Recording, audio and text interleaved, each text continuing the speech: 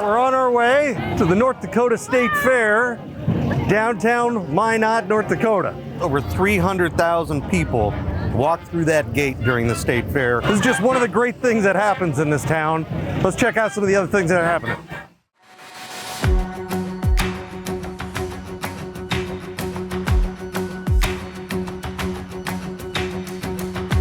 70 years ago, the community raised funds to purchase land and then contacted the Air Force and said, we would like an installation here. And that's how the relationship started. That, of course, became Minot Air Force Base. Today, it has 2 missions. The job here at Minot, both for the 91st and the 5th Bomb Wing, it's hard. 365, 24/7.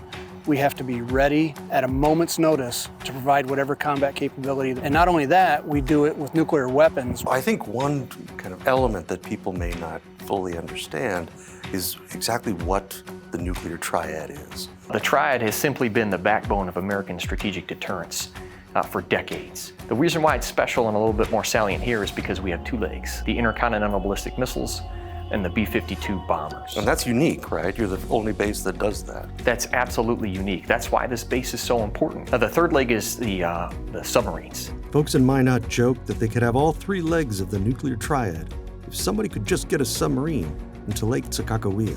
But it was a tragic moment with a different body of water almost 15 years ago that brought the community and military together in a new way. A 100-year flooding event of the Souris River. A number of our airmen live in town, so they're dealing with flooding effects. There were very few transportation corridors available. In fact, there were only 2 that were available across this river. And basically all the commuter traffic in the area was using those 2. To make sure it didn't happen again, the community built a state-of-the-art flood wall. It was funded through a grant from the DoD Defense Community Infrastructure Program, or DCIP. Natural disasters like floods affect both the community and the installation, and we've got to put our heads together on solutions to solve these problems for both of us, and we've very effectively been able to do that here. Down the street is another DCIP project, a children's museum that includes exhibits on military history. You get a lot of military families coming here. Yes, we do. They're one of our biggest visitors.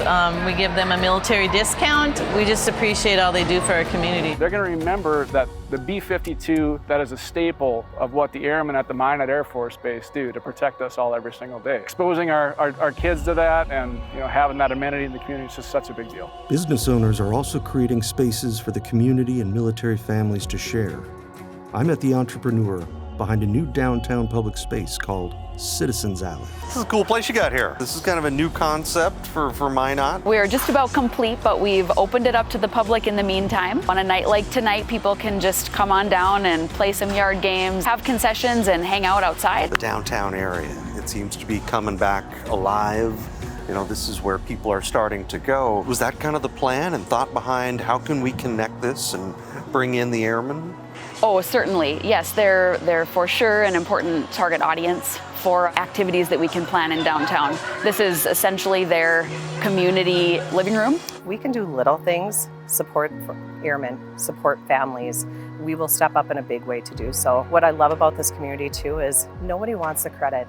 They just want to do it because it's the right reasons. An airman was very passionate about wanting to send the first term airmen home. They raised some money. That first year, they sent home 4. The community wanted to be a part of this, embraced the program, and last year we sent 138 airmen home. 4 to 138. I'd say that's a community that wants to be involved. That's a community that wants to be involved. I got to go home for the holidays last year for Christmas, and it was honestly like such a blessing. Hadn't been able to see family since then, so it was a very emotional time. The service members, the airmen, they love it. They get out, they retire, and where do they move?